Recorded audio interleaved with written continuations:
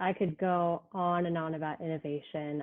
I was probably annoying to work with the first few weeks that we were stuck at home because I was more excited than scared, just because there's so much crazy potential right now, and we're all being forced to change. Mm-hmm. So yeah, the innovation has been wild, and if businesses aren't pivoting, if they're not able to figure some new strategies and some new plans Figure out, shit they're out. going to It's have okay. You can say problems. it. Yeah, figure shit out. My favorite innovation remains actually the pizza kits idea, which I think has been catching on recently through Tell me, I haven't a heard lot this of the one. pizza chains. No, that some pizza shops are, rather than just selling you a made pizza for kids, they're giving you dough and sauce and cheese in a box. I love that. And here's the crazy thing is any pizza shop could have been doing that at any time. They have all Sure. the materials already. It's a great marketing idea for giving kids an activity to do. So it's a bit But like it's, Blue Apron, right? Except it's just with pizza. yeah, Yeah, exactly. that's, But like how freaking genius is that? I know, I Because know. it doesn't cost them anything more. It actually saves them time Probably because costs they're them not less making the because, pizza. yeah. Um, and now, if you have the option between a couple different pizza shops near you and you have kids and you need stuff for them to do, like guess what shop you're going to be going to from now Yeah, until you are no longer stuck at home. Yeah, I I think love that's that. truly genius. It's so interesting the way in which businesses have been forced to innovate in so many ways, whether it's the actual products themselves, whether it's the service and how that product is delivered or shared. And here's the thing, right? So we're talking, about marketing, and this is sort of a very, I think, a forgotten fact about marketing, that what you just talked about, sort of the innovation in the product, is also marketing. It gets people to talk about you. It gets people to connect with Yeah, you. So it's not like, oh, but that's not marketing. Well, it is, it is. right? Like I've even seen like an example with pricing being good marketing, where Mhm. I think it was like this Icelandic supermarket, if I'm not wrong, where you know what happened, where people were just over buying hand sanitizers and just like buying so much that there wasn't enough for anyone else. Yeah. What Mhm. these guys did was just so smart, because you know how in supermarkets, when you buy, you can buy one, but if you buy two, you get a discount. Buy three, you get a little bit more of a discount. They Mhm. flipped that.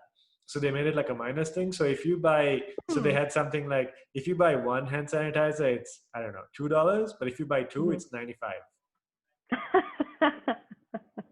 That's And awesome because that in of itself is just, publicity. right, and I people won't were say a just taking stunt, photos of but this and kind of. posting it, and they were thinking, Yep. "Wow, this is like really smart." I mean, we're talking about it right now. It's a supermarket, Exactly. so I mean, Exactly. it clearly like really hit a nerve, right? So, yeah. So I I love guess that. it's like, okay, if innovation is really, but the thing is, like, innovation's hard, right? It's like it's always like you, uh, what like, at least say like, we go back to the clients that you guys are working with, right? So is Mhm. there some kind of like a checklist or like things or advice that you talk to them, not particularly about innovation, but like just helping them sort of get ready with their marketing? Like what kind of advice are you giving these guys right now? The first thing that we did, looking back at, I guess this was late March at this time, once we realized, oh, this is a big thing and it's going to affect people in a big way. For all of our clients, we just kind of took a pause on what we were doing, and we brainstormed a lot of creative strategies for them and different directions that they could take. Hmm. And even though we focus on SEO, so when I say we, I just mean my little team. But we started to look at not just things that will relate to your website and your rankings, but Right. more broadly, like how do you bring in some of that traffic, because we know that people are going to be spending way more time online than they have been. We know that they're going to be shopping online way more than they have been. So Right. how do you make sure that you are there, whether it's for the transaction, whether it's for the activity, or whatever it is? And so yeah, so it wasn't a checklist because as we've talked about, like every Sure. business Yeah, is that's just so probably different. not a What good the word. advice we give our clothing retailer is not going to be the same as the advice we give our a Yeah. cultural attraction. But so that's why we wanted to give it that that personalized touch, like, hey, for your business in specific, here's some ideas that you could be taking, and some of them were a bit more commonplace. For example, virtual tours, or Right. walking tours, and partnerships with influencers as a way to get views. And then some were a bit more specific as far as like thinking about ways that they could resell or repackage or remarket their products to work from home. And then for all of our partners, obviously we're recommending, improving and changing your content strategy so it's focused on the way people are searching now, and That's a big making one. sure that you're hitting that at home. Oh my God, it's a huge one. Yeah, Yeah.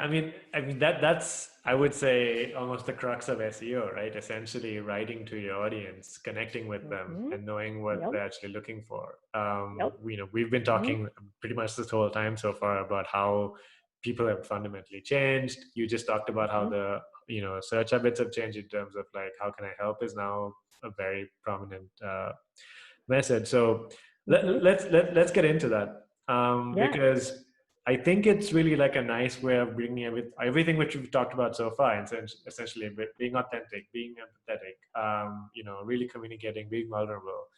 Um, how would I go about sort of bringing that into some kind of content strategy? And right now, I think it's better if we speak to the people who haven't thought about this very seriously, because I think anyone who Okay. would probably have already adjusted. But say Yeah. someone's just been selling online, maybe they've done a few paid marketing channels and it's been going fine, but now it's all drying up. Right. How should they think about this? Yeah. And paid is its own thing, and I Yeah, know they're having their own issues right now. yeah, So, well, for those people, for anybody who is struggling with paid right now, I mean, focusing on your organic search results, that is the move, because that's the free traffic. So if hmm, you're trying to save money, that's where you need to be. Yeah, I mean, honestly, I think we're at this point where I can't imagine any company um, keeping the same strategy that they had in place in January for the year. yeah. So I'd say if you haven't already scrapped all of your ideas or Change wiped the it clean now. slate, change it now if you haven't. I can't even imagine. Yeah, and so for content, I mean, that's a huge area where for a lot, any of our partners where we are doing more long form content, be it Hmm. blogs, evergreen content, webinars, things like that, they're all being changed. They're all being rethought. They're being, if we have ongoing lists of content or calendars planned out for weeks or months, they're getting reprioritized, and we're focusing on what's going to help people right now. Um, and Mm. I think the longer that we are in this place, in this shelter in place, working from home sort of situation, we'll start to see more clear patterns in buying. For instance, for things that might not be as easy to purchase right now, I think you'll see data related to the research component of that start to Right. rise. For example, like thinking of myself as a consumer right now, I love working on home projects, but I never have any time to. Well, guess what? I have so much time now. So I've spent a lot of money recently on home decor stuff. Mhm. Um, but I can't have a contractor in my house right now, right? Sure. So, you know, one part of that habit is, doing these searches that are much farther down the funnel, right? I already know which brands that I want to shop from, or I'm doing high level searches where I know what the product is already, and I'm just looking for that transaction. But then I think down the line we're going to start to see more top of funnel queries again. Right now is actually, it sucks for anybody who doesn't have the discretionary income or the budget to be able to attribute to SEO at this time, because man, this is the Yeah. moment to be there.